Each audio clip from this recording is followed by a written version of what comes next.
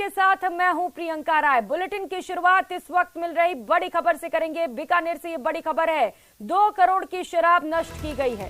Chhatargarh police ने इस बड़ी कार्रवाई को अंजाम दिया है और 2 करोड़ की शराब को नष्ट कर दिया गया है। अंग्रेजी और देशी शराब को पुलिस ने नष्ट किया है। 2008 से लेकर 2022 तक की जब्त की गई शराब को नष्ट किया गया। आबकारी पुलिस की मौजूदगी में इस बड़ी कार्रवाई को अंजाम दिया गया। जो तस्वीरें इस वक्त आपको टीवी स्क्रीन पर दिखा रहे हैं, पिछले साल जो अवैध शराब जब्त की गई थी उन्हें नष्ट किया गया है। तकरीबन 2 करोड़ की ये शराब बताई जा रही है।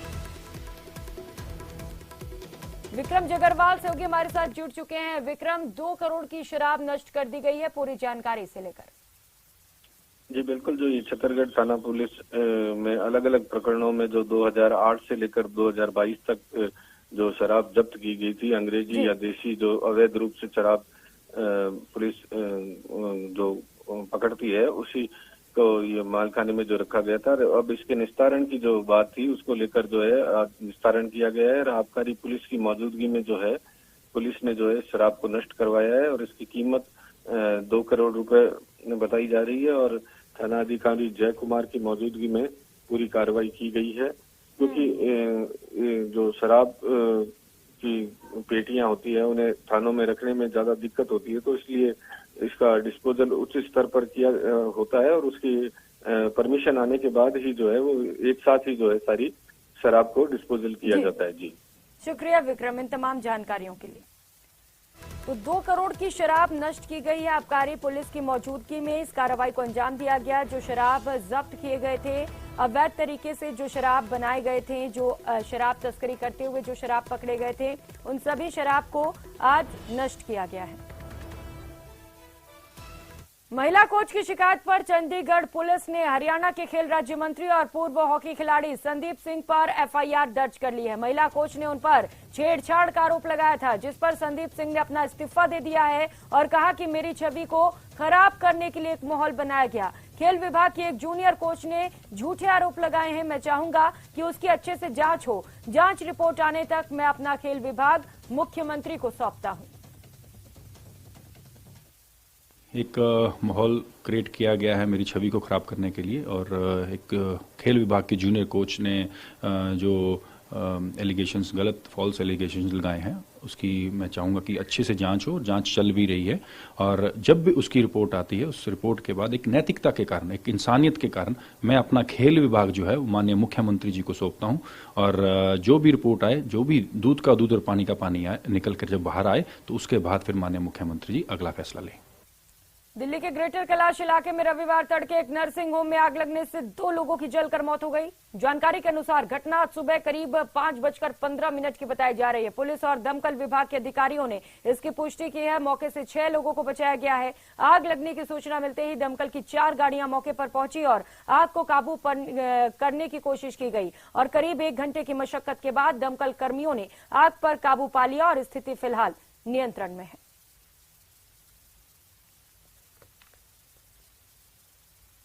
मैंने जैसे उठ करके देखा तो सामने आग लगी हुई थी 2nd और 3rd फ्लोर पे अनंतरा में।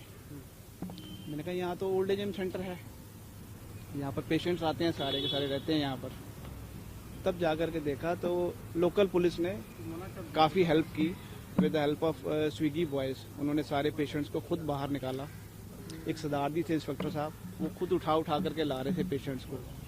बाकी हॉस्पिटल के लोग थे, उन्होंने कोई प्रॉपर जैसे सिस्टम नहीं था यहाँ।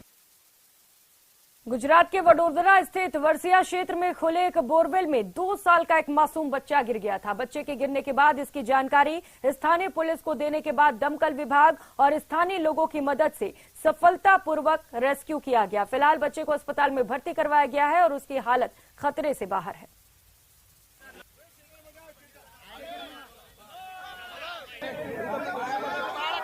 तो गुजरात के वडोदरा से ये तस्वीरें सामने आई है, जहां पर एक बार फिर से एक 2 साल का मासूम बच्चा बोरवेल में गिर गया। लगातार इस तरीके के हादसे होते रहते हैं। इसमें कई बच्चे अब तक अपनी जान भी गंवा चुके हैं, लेकिन बावजूद इसके अब तक इस पूरे मामले को लेकर कोई भी सख्त एक्शन नहीं लिया गया है। हालांकि इस हादसे में राहत की बात यह रही कि सफलतापूर्वक इस रेस्क्यू को पूरा कर लिया गया और बच्चे को सकुशल बाहर निकाल लिया गया। हालांकि अभी बच्चे की हालत स्थिर बताई जा रही है। कर्नाटक के बेंगलुरु में शनिवार देर रात नए साल पर लोग जश्न मना रहे थे और इसी दौरान भीड़ बेकाबू हो गई, जिसके बाद हालात को काबू में करने के लिए भीड़ को तितर बितर करने के लिए पुलिस को लाठीचार्ज करना पड़ा। पुलिस के लाठीचार्ज करते ही वहां भगदड़ मच गई। हालांकि किसी के गंभीर घायल होने की खबर नहीं है। तो तस्वीरें आपको दिखा रहे हैं, कर्नाटक के बेंगलुरु से ये तस्वीरें सामने आई हैं, जहां पर नए साल का जश्न मनाया जा रहा था और इसी दौरान भीड़ इतनी ज्यादा हो गई कि स्थिति नियंत्रण के बाहर चली गई। इसके बाद स्थिति को काबू में करने के लिए, भीड़ को काबू में करने के लिए पुलिस को लाठी चार्ज का प्रयोग करना पड़ा। इसके बाद वहां पर भगदड़ मच गई। हालांकि कुछ समय बाद स्थिति को काबू में कर लिया गया।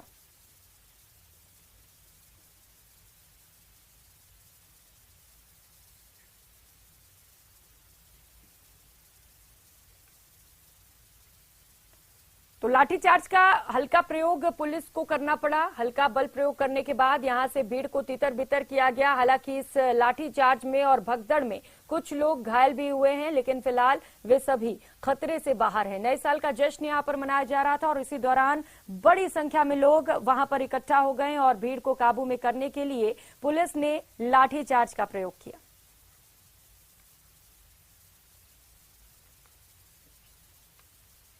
और महाराष्ट्र के नासिक से इस वक्त की बड़ी खबर सामने आ रही है। धमाके के बाद फैक्ट्री में आग लगी है। नासिक में एक धमाका हुआ और उसके बाद एक फैक्ट्री में भीषण आग लग गई। इगतपुरी तहसील इलाके में ये फैक्ट्री स्थित है, जिसमें इस वक्त आग लगी हुई है। हालांकि दमकल की टीम इस वक्त मौके पर मौजूद है और लगातार कोशिश की जा रही है आग पर काबू पाने की। तस्वीरें आप देख सकते हैं और अंदाजा लगा सकते हैं कितना भीषण यहाँ पर हादसा हुआ है, कितनी भयानक यहाँ पर आग लगी हुई है। नासिक से ये तस्वीरें सामने आई है, जहाँ पर बताया जा रहा है कि पहले एक फैक्ट्री में विस्फोट हुआ और इस विस्फोट के बाद यहाँ पर आग लग गई। हालांकि ये जांच का विषय है कि आखिर ये विस्फोट कैसे हुआ, क्या वजह इसके पीछे रही, किन कारणों से यहाँ पर ये आग लगी है। लेकिन फिलहाल सबसे पहले कोशिश ये की जा रही है कि जल्द से जल्द इस आग पर काबू पा लिया जाए। दमकल की कई गाड़ियां इस वक्त मौके पर मौजूद हैं और लगातार आग बुझाने की कोशिशें की जा रही हैं। काले धुएं का गुबार यहां पर उठते हुए आप देख सकते हैं, दूर दूर तक काला धुआं यहां पर छाया हुआ है। और ये फैक्ट्री बताया जा रहा है कि नासिक में स्थित है, जहां पर एक धमाका हुआ और उसके बाद इस फैक्ट्री में भयंकर आग लग गई है।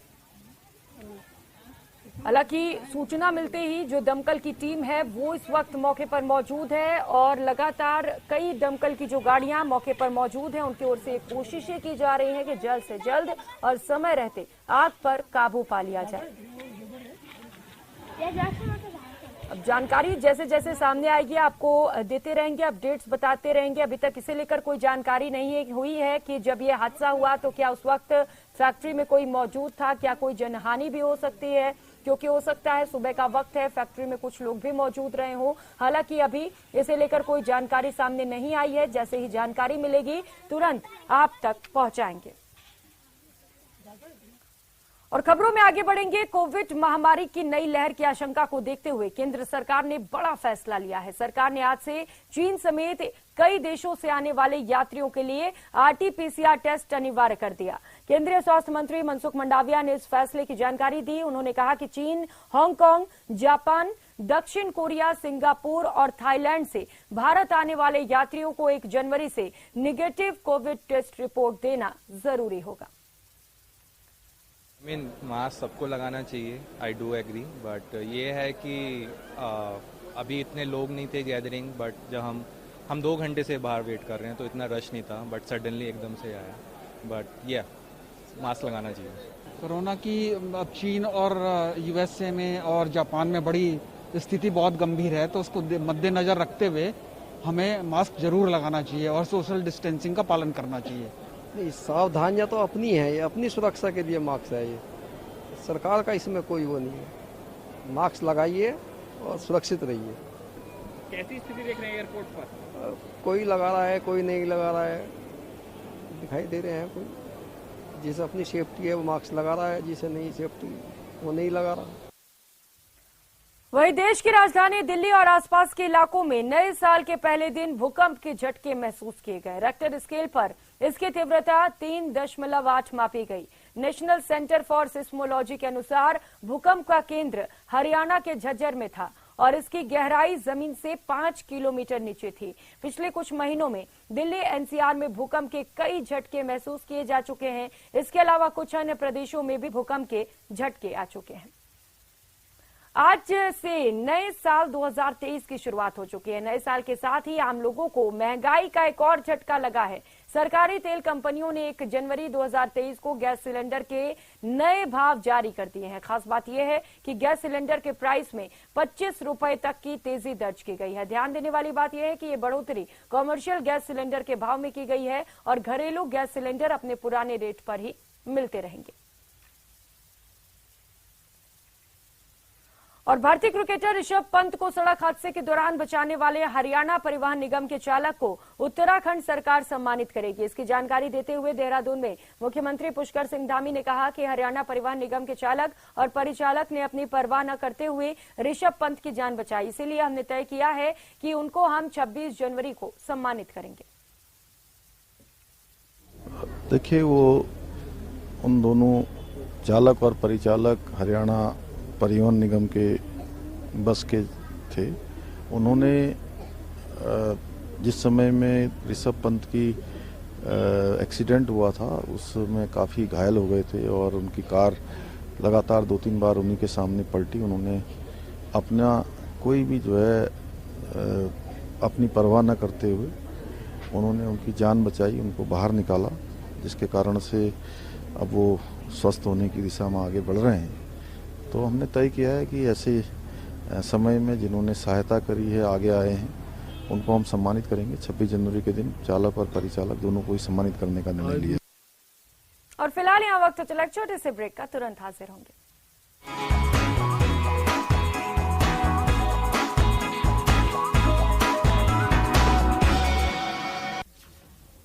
डांस, गाना, मस्ती,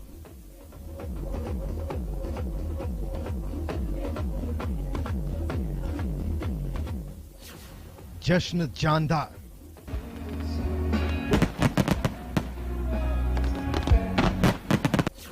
– 2023 की पहली सुबह का शानदार सत्कार।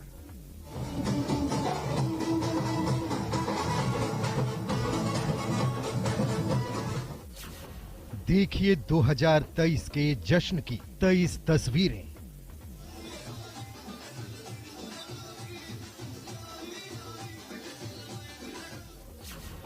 न्यूज 18 राजस्थान पर। छंदों का द्वंद्व, रस से भीगे अलंकार, कविता के पुष्पों से नए वर्ष का श्रृंगार, नवल हर्ष, नूतन उत्कर्ष, अभिनंदन नव वर्ष।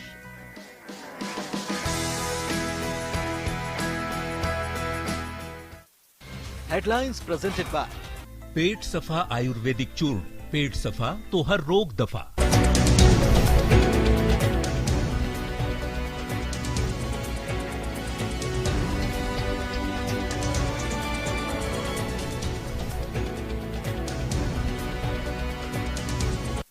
हेडलाइंस प्रेजेंटेड बाय पेट सफा आयुर्वेदिक चूर्ण, पेट सफा तो हर रोग दफा। डांस, गाना, मस्ती,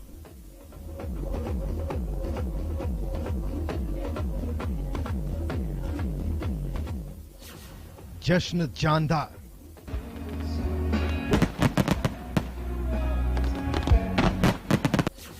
– 2023 की पहली सुबह का शानदार सत्कार।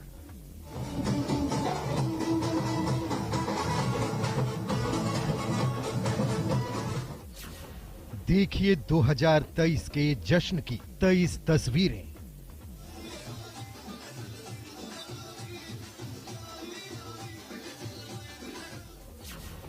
न्यूज 18 राजस्थान पर।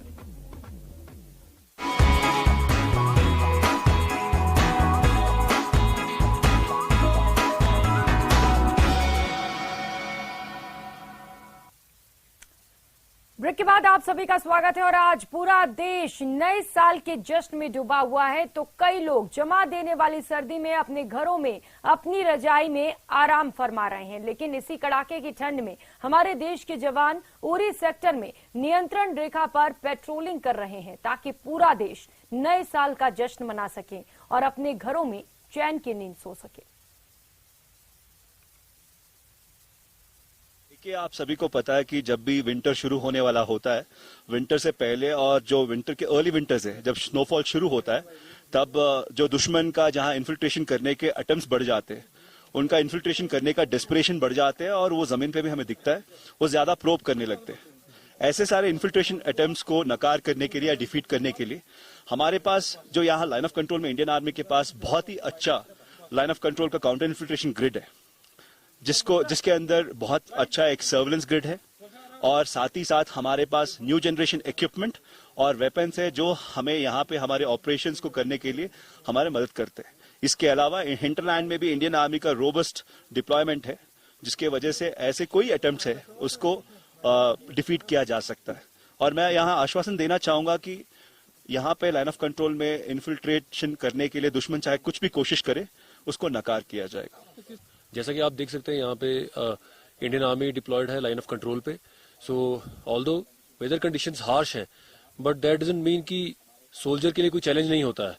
और सोल्जर यहाँ पे ही साइंड अप देश की सेवा करने के लिए, और ये सेवा करने के लिए ही इज फुली ट्रेंड। चाहे वेदर से लड़ाई हो, चाहे टेरेन से हो, चाहे दुश्मन से लड़ाई हो, उसके लिए हमारे पास एक्सट्रीम कोल्ड क्लाइमेट क्लोथिंग से लेके proper training and various gadgets, दिन में सर्वेलेंस, रात में सर्वेलेंस, दिन पेट्रोलिंग, रात में पेट्रोलिंग करने के लिए we have all the kinds of gadgets and equipments over here.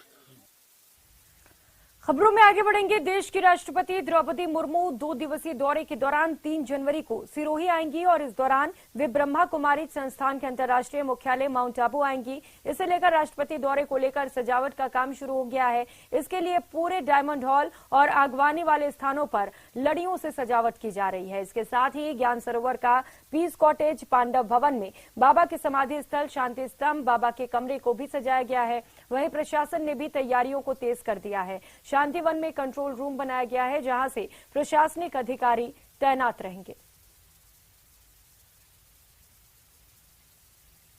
और बीकानेर से इस वक्त की बड़ी खबर सामने आ रही है। राजू टेट हत्याकांड मामले से जुड़ी इस वक्त की बड़ी खबर और बड़ा अपडेट आपको बता दें, पुलिस ने एक और आरोपी को दबोचा है। धनराज गहलोत को बीकानेर पुलिस ने गिरफ्तार कर लिया है। हत्यारों को यह हथियार उपलब्ध कराता था और इसी भूमिका को लेकर इसे गिरफ्तार किया गया है। आरोपी को सीकर पुलिस को सौंप दिया गया है। अब सीकर पुलिस पूरे मामले पर इससे पूछताछ करेगी। तो राजू टेट हत्याकांड से जुड़ी इस वक्त की बड़ी खबर और बड़ा अपडेट आपको बता रहे हैं। धनराज गहलोत को बीकानेर पुलिस ने पकड़ लिया है। बताया जा रहा है कि इसी ने हथियारों को हथियार की सप्लाई की थी।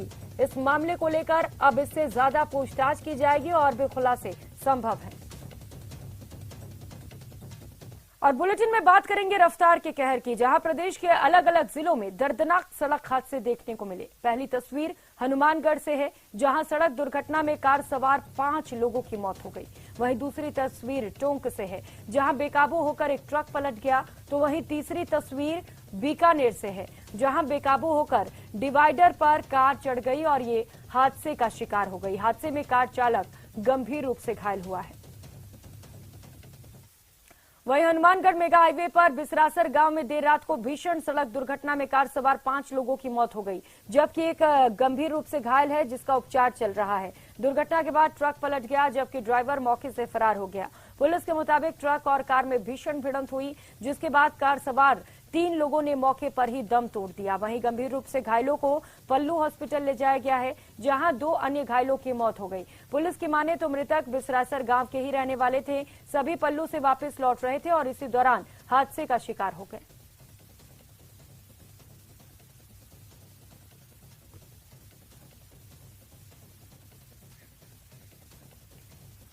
और टोंक के मालपुरा में देर रात एक ट्रैक्टर हादसे का शिकार हो गया। हादसे में ट्रैक्टर ड्राइवर को गंभीर चोटें आई हैं। जानकारी के मुताबिक ट्रैक्टर खेत में पलट गया। हादसा इंदौली प्रतापपुरा गांव के बीच हुआ। हादसे के वक्त गुजर रहे पूर्व विधायक शत्रुघ्न गौतम मौके पर रुके और जेसीबी बुलाकर ट्रैक्टर को सीधा करवाया। इसके बाद घायल को एम्बुलेंस की मदद से अस्पताल पहुंचाया गया। वहीं मौके पर भारी संख्या में मौजूद भीड़ तमाशबीन बनी रही।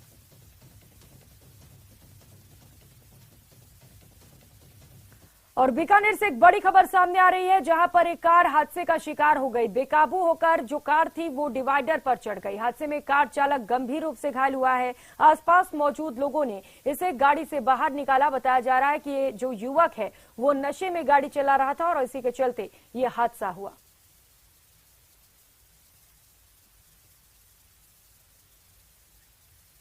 तो तस्वीरें भी आपको दिखा रहे हैं। बीकानेर से ये खबर सामने आ रही है, जहां पर एक चालक नशे में धुत होकर गाड़ी चला रहा था और इसी दौरान उसने अपना नियंत्रण खो दिया और जो कार थी वो डिवाइडर पर जाकर चढ़ गई। हालांकि लोगों ने समय रहते चालक को बाहर निकालकर अस्पताल पहुंचा दिया। और जैसलमेर से ये बड़ी खबर सामने आ रही है। अनुराग ठाकुर का बड़ा बयान सामने आया है। केंद्रीय मंत्री अनुराग ठाकुर ने बड़ा बयान दिया। उन्होंने कहा है भारत जोड़ो यात्रा पर ये बयान सामने आया है, जिसको जोड़ने जा रहे हैं। भारत जुड़ा हुआ है, भारत जुड़ा हुआ है और सशक्त है। राहुल जम्मू और कश्मीर की शांति बनाए रखने में सहयोग करेंगे या फिर वहां जाकर खलल मचाएंगे। जोड़ने जा रहे हैं। भारत जुड़ा हुआ है, मजबूत है, सशक्त है। मेरे तो समझ में नहीं आया वो करना क्या चाहते थे। क्या परिवार जोड़ना चाहते थे, क्या करना चाहते थे? और उनके इस यारी यात्रा में जितने बयान आए वो अपने आप में सब उसको किस तरह से लिया मैं उस पर ज्यादा टिप्पणी नहीं करूंगा, लेकिन इतना जरूर कहूंगा, याद करो 1992 मुरली मनोहर जोशी जी जब एकता यात्रा लेकर गए तो लाल चौक पर तिरंगा फहराने के लिए भी सुरक्षा बलों की मदद लेनी पड़ी, क्योंकि आतंकवादी गोलियां चला रहे थे। नरेंद्र मोदी जी उस समय साथ में थे। और यही नहीं, जब 2011 में मैं युवा मोर्चा के राष्ट्रीय अध्यक्ष के नाते कलकत्ता से कश्मीर की मैंने यात्रा की तो मुझे जम्मू कश्मीर में गिरफ्तार करके जेल में डाल दिया गया कि लाल चौक पर तिरंगा ना फहराऊं। तो मेरा राहुल गांधी जी से सवाल ये है कि 2011 में तो उनकी सरकार, मुझे लाल चौक पर तिरंगा फहराने से क्यों रोका? खबर अलवर से है, जहां पर जमीन विवाद को लेकर चले आ रहे झगड़े को लेकर एक युवक की हत्या करने का मामला सामने आया। युवक की हत्या पीट कर की गई है। घटना बगड़ के थाना क्षेत्र की है, जहां यादराम मीणा अपने भाई अंकित के साथ नए साल का जश्न मनाकर मुनपुरी गांव से अपने घर मीणापुरा आ रहा था और इसी बीच रास्ते में बाम्बोली रोड पर थार गाड़ी से आए गांव के ही रामलाल और लाला राम ने उन पर हमला कर दिया। उनके साथ अन्य गाड़ियों में कुछ लोग और भी थे, जिन्होंने मिलकर पलटे से यादराम के सिर पर ताबड़तोड़ वार कर दिए, जिससे यादराम मीणा की मौत हो गई, जबकि मृतक का भाई अंकित हमले में घायल हुआ है।